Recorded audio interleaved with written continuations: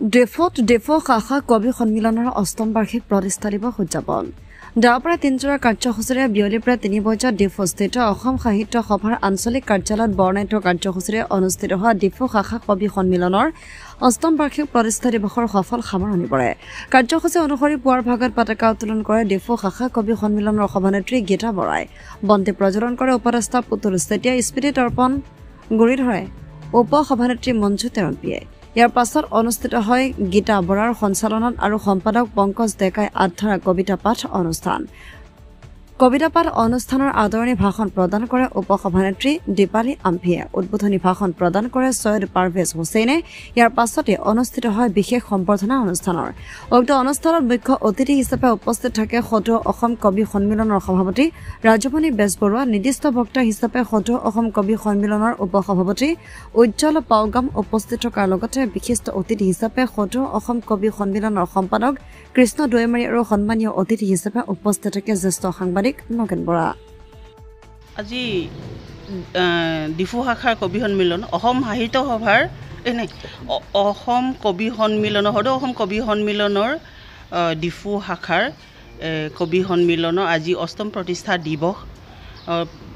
ৰাতিপুৱাৰ পৰা আমি কাৰ্যসূচী হিচাপে স্মৃতি তৰ্পণ কৰিলোঁ। মুখ্য স্মৃতি তৰ্পণ, বন্তি প্ৰজ্বলন আৰু ইয়াৰ আগতে ফ্লেগ হোষ্টিং কৰিলোঁ।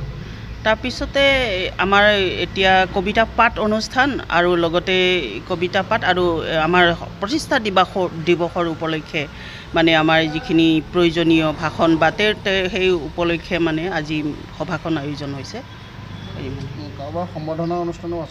সম্বৰ্ধনা অনুষ্ঠান আছে কেইবাগৰাকী, ধৰক মই আৰু কেইজন আছে মোৰ ইমান খিয়াল ৰখা নাই, কিন্তু আমাৰ সভানেত্ৰী গীতা বাইদেউ জিলা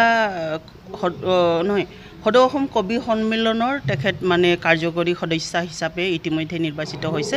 গতিকে বাইদেউক মানে বিশেষ সম্বৰ্ধনা জনাব। আৰু কাক সম্বৰ্ধনা জনাব আপুনি গম পায় নেকি?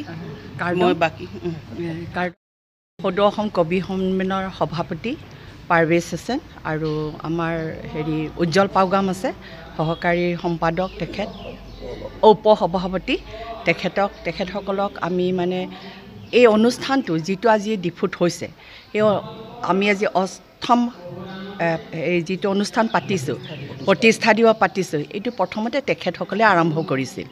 আৰু সেই প্ৰথম তেতিয়া 2018 চনত যেতিয়া আৰম্ভ কৰিছিল, তেতিয়া ইয়াৰ সভাপতি আছিল শ্ৰীযুত পুতুল চেতিয়া আৰু কৌস্তভ খান।